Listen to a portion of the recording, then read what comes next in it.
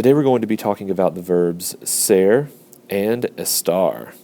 We're going to talk about when to use each of these because we should already know that the verb ser means to be. Well, guess what? Estar also means to be, and there are two different situations for when you need to use them. So like we said earlier, the verb ser means to be, okay? So let's go through and conjugate. We have yo, soy, tú, eres, él, ella, and usted, es, nosotros, somos, and then ellos, ellas, and ustedes, because it's the plural form, son. So the verb ser means to be, and if you're looking here at your notes, you use the verb ser to describe what people are like, okay? The example says, la mujer es alta, the woman is tall. Los chicos son organizados. Remember that we have that noun-adjective agreement for chicos, and you have to make the verb ser plural for los chicos, right? In this example, you would conjugate the verb ser in this box right here, son, okay? The main thing that I want you to understand is this. Use the verb ser to describe what people are like. So basically, when you use the verb ser, it's for something that is basically permanent, okay? Something that's going to stay for a while, something that's not going to change pretty frequently. If you are tall, then you're always going to be tall. If you're organized, you're always organized. It's not something that changes day by day.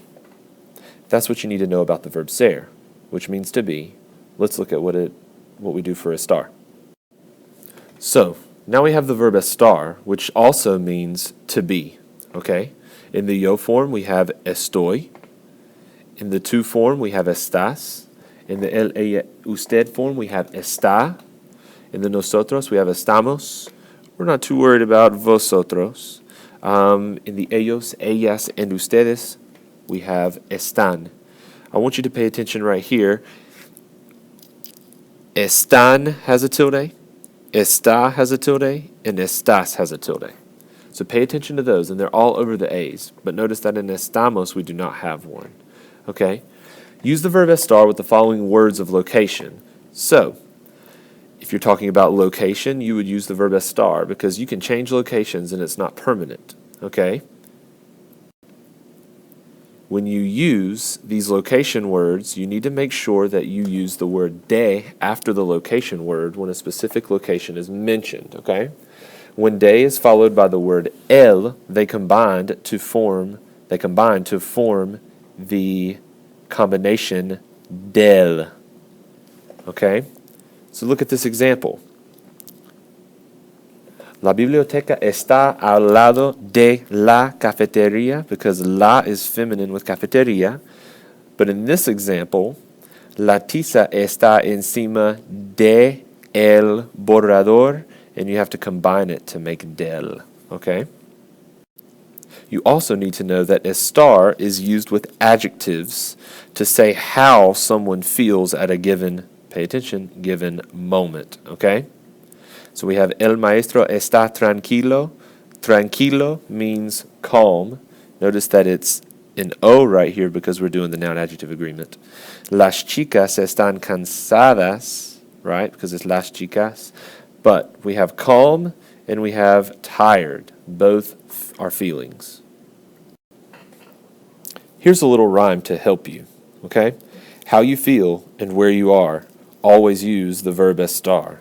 Because how you feel is temporary. Where you are is also temporary. It is not permanent, okay? Now that you've paused the video, yo would be estoy, tú would be estás, él, ella, usted would be está, nosotros would be estamos, and ellos, ellas, ustedes would be están. Make sure that you put the tildes over the e in estás, over the e in está, and over the e in están. Do not put it over the nosotros. No, don't do it. Let's go ahead and do some practice exercises. Up at the top, the directions say to tell where the people are according to Pablo. So Pablo's telling where everyone is. So for number 1, we see ustedes, and it looks like they're in the gym, so we would say ustedes están, because we're keeping in mind the verb chart, and it would go right here, en el gimnasio. Go ahead and complete numbers 2, 3, 4, 5, and 6. Pause the video so that you have time to complete these, and when you're done, we'll go over them. So, now that you've had time to do some practice, let's go ahead and look at the answers to numbers 2 and 3. It's number 2, it says yo. So it looks like they're in either you could say like a classroom or you could say like a science class.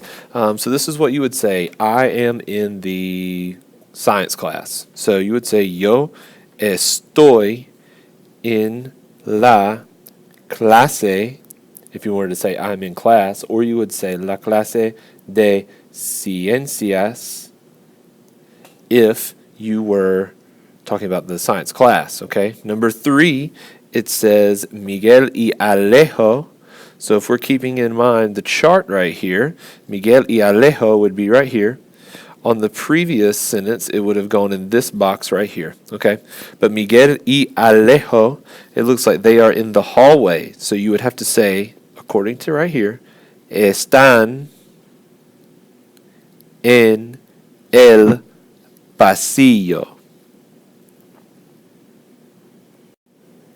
So, number 4, this is talking about Sergio, and it looks like he's in the restroom. So you would say Sergio is in the restroom.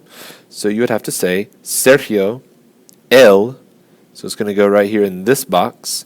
Sergio está en el baño. Okay. Number 2, Claudia, or number 5, Claudia y yo. That goes into the nosotros box. So you would say Claudia y yo, and it's like they're in the library. Estamos en la biblioteca. Okay? And then it says number 3, but that really should be number 6. Number 6, it looks like they are in the cafeteria. Good enough. So Cristina y Sarita are in the cafeteria. That would be on the plural side of el, ella, usted, so it would be in this box. So Cristina y Sarita, ellas, están en la cafetería. Tilde over the I. So let's look at how to use the verb ser and how to use the verb estar correctly. Both of these verbs mean to be, and we need to know when to use ser and when to use estar. So, there are 2 acronyms that you can use in order to help you determine when to use ser and when to use the verb estar. Okay? For ser, the acronym is doctor. The D stands for date. The O stands for occupation. The C stands for characteristic.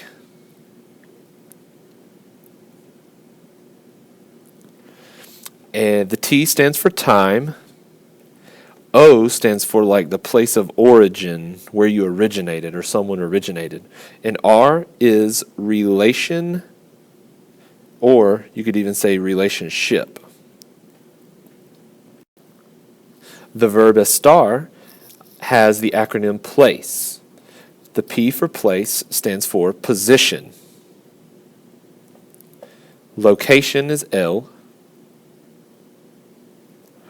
A is for action. We'll get to this one later. C stands for condition. And then E stands for emotion. Now, just remember this. The verb ser typically deals with being pretty permanent, okay? not much is going to change on the date for for the majority of it, for the whole time of the day. It's going to be that day. Your occupation, you're typically always going to be that occupation for a good sustained amount of time. Your characteristics, you're typically always going to be that characteristic for at least a good amount of time. All of these deal with a good large amount of time, okay? Now it's a little different when we get into estar. Estar is very temporary, okay? You can place something in one position and then change it immediately after that. You can position it a certain way. You can put it in a certain location. We're doing actions all the time, and our actions continually change. The condition of something, you could talk about the condition of your body or the condition of an item. So those things are always changing, and especially emotions. They change all the time. So just know that ser is very permanent, and estar is temporary, okay? And just to close out, just remember the rhyme that I told you earlier. How you feel and where you are, always use the verb estar.